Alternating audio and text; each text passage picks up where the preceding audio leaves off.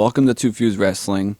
Subscribe to the page if you want to see Bret Hart get a retirement tour. With the news that Goldberg wants to do one, obviously, World Association, you think Goldberg, you think Bret Hart. We weren't gonna let Goldberg have one more thing over Bret Hart. No, not at all. Just like when you hear Bret Hart's name, GOAT comes to mind. Yeah. So with that in mind, how would you book a retirement tour if Bret Hart did get one? So I know Bret in like 2010 he came back and he had like the match with Vince and he had the match with the Nexus and a match with Miz and the Undertaker, kind of like throwaway nothing matches, but that wasn't the Bret Hart like I grew up on, and it was kind of like the shell of that Bret Hart. And it also is not like what Goldberg seems to be wanting, where it seems like, hey, I want to get good matches in before I can't wrestle anymore. Yeah. So for me, I would have the ultimate like Bret Hart farewell tour kind of retirement tour would have been after Vince bought WCW, and I'm imagining that Goldberg didn't concuss him when he at the Starrcade match. Like, say that doesn't happen, so you still get a healthy, like in his somewhat prime Bret Hart. Mm-hmm. So with WCW being bought and all those guys coming in, I wouldn't have done the invasion angle. I would have just folded those guys in and brought those belts in, and then you just like kind of pad your roster and you can do all these fun matchups. I would have had Bret return on an episode of Raw and announce like, oh, I got unfinished business here. I'm going to be wrapping things up. Like, WrestleMania's in Toronto next year. That's where I'm going to wrap it up. So you know, like, okay, we're on a retirement tour. We know the finish line where it's at, what we're getting. And then the same thing, like, just give him the 4 matches. So it essentially would have been the first kind of part-timer that we've seen, you know, like we're seeing that a lot now with guys. Bret could have been the first one where you just bring him in for big shows. So the first big show would have been SummerSlam. And I had him booked, I think it's a dream match. As far as I know, it never happened, but probably the 2 best Canadian wrestlers are Bret Hart and Chris Jericho. And at this time, Jericho, his heel work was really good. And in the future of 01, he would be the first undisputed champion. So I think that if you give a heel Jericho Bret Hart at SummerSlam and just let them do their thing and tear it up, that's a big push for Jericho going into undisputed title. And then from there, the next big show would be Survivor Series. And originally I was going to do Edge or Eddie Guerrero here, but I thought this would be a cool throwback because 4 years before this Survivor Series would have been the Montreal Screwjob. So I would have had Bret kind of bringing up the unfinished business thing from when he returned. And I would have had Bret captain a team versus Vince McMahon's team. And then you could add the board of directors announce a special guest referee, and it's Shawn Michaels.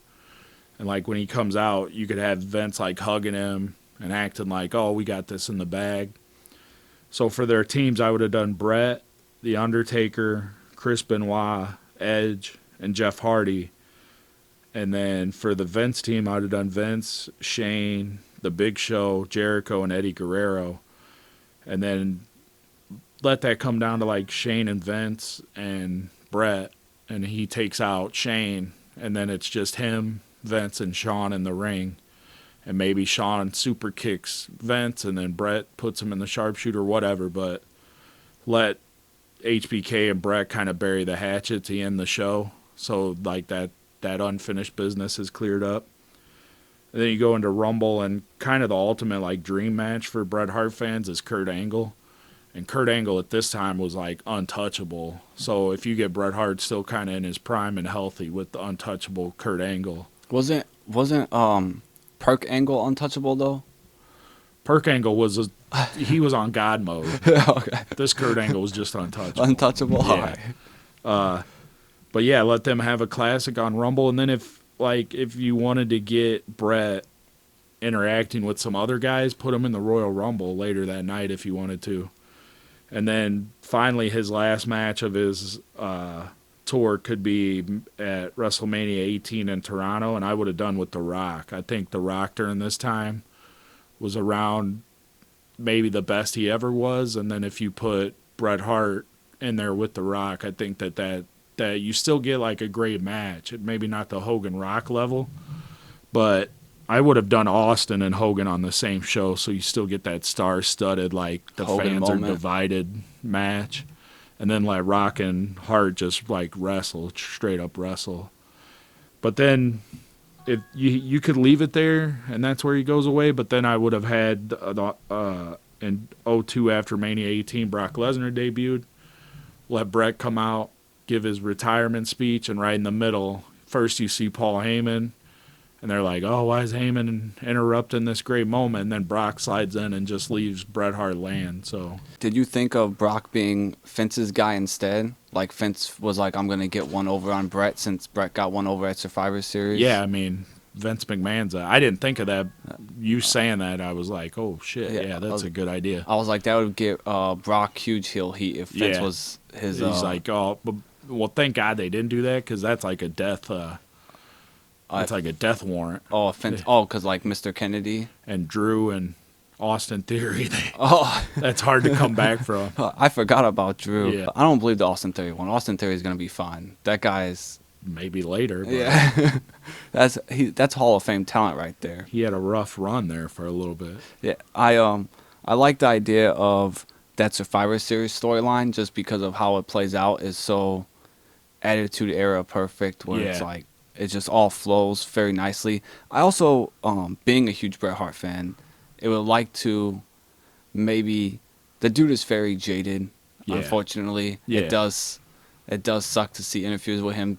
It does not seem like he's happy, and I Yeah. just wonder if maybe he gets over the Shawn feud quicker if Yeah. that plays a part. I understand that he's also upset. I mean, he got concussed and that fucked his Yeah. life up. But like, if he doesn't get injured and he also gets over Shawn Michaels, like, how happy of a life could he have got to experience? That's kind of like what I was thinking. Like, this is like my, as a fan, ultimate like fantasy happy ending for Bret Hart. Like, he doesn't get hurt by Goldberg. He buries the hatchet with Vince and Shawn.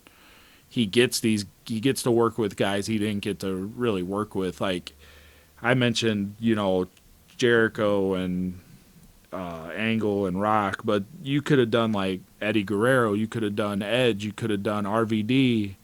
There was a lot of guys in this time that I think RVD would have been awesome. Yeah, I think that Bret could have really turned things up with and done some really good stuff. And if he's in a better mood, the wisdom he could impart on the younger generation. Like, what if the Performance Center is Shawn Michaels, Bret Hart, and William Regal? Yeah. Like, Yeah, we probably don't even have AEW then, because yeah, they're just producing great talent at NXT with those guys running the show. yeah.